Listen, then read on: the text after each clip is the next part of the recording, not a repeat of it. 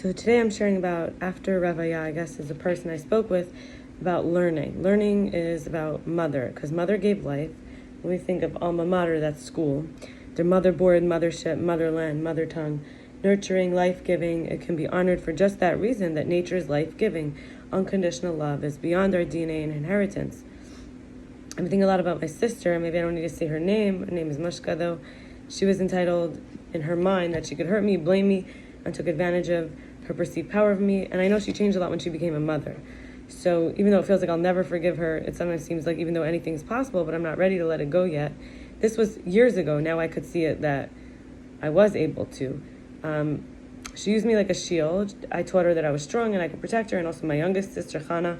And I could be, I taught them how scary it was possible for me to be, that it was safe to defend themselves. I didn't have a real friend most of the time because I helped my sister so much, and I wasn't able to be a real friend because I was always having to be this great role model of courage and strength and hope. And the first friends are like our sisters. So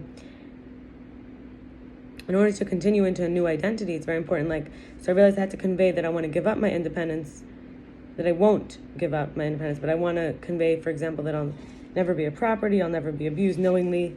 I say knowingly because sometimes people are doing things you only realize later. There's tender and fierce together. There's powerful and shape-shifting together, and that's the I am. And then I also was in OA for a while, which is Overeaters Anonymous. We look at how to get free from anything that we're losing ourselves in. So removing everything but the attachment to food, which is as a focus, is becoming like a self-sabotage. And then there's a gift. So in the wound, or in the kind of hyper-focus, whether it's weed for someone, whether it's a certain location. Anyway, community and belonging is when we're willingly able to. And it's all about learning boundaries and releasing shame and secrets. There's clarity on why we're like this and developing what actually fulfills us, feeds us. There's less of a guard up, less afraid of confrontation, giving to ourselves first before others, practicing listening, holding space, less afraid of the potential for challenges, freedom to have God, understanding, evolve, not having to have a fixed higher power. Safe ways, based on the previous perceptions I had, safe ways to act out repressed tantrums. This is sometimes people call catharsis or venting, but actually safe ways. Balancing between rebellion and confirmation, feeling the urge to chase approval reduced to almost non-existent, feeling safer in unfamiliar situations that used to scare me but are actually good for me. Better internal dialogue, living even more just for today, not as needing of credit or any like that, not needing as much or even any sometimes. Dancing more, thanking my body more. Finally, I had a conversation with this woman named Emily, and I'll share a little bit from that. That it's okay to feel, to grieve, to need help, to love myself, even to use people. Sometimes we want to be used and used properly with authenticity and self-honesty, sincerity. We want to, and I was saying I want to be myself again because it takes less commitment to be authentic. It's more automatic and efficient. And I was talking about how there's the online application Zoom. For a while during coronavirus, I felt like my shyness allowed it to show itself to me because we were able to do virtual online meetings. Wanting to feel connection or seen allows for real intimacy. It's like an unself-consciousness.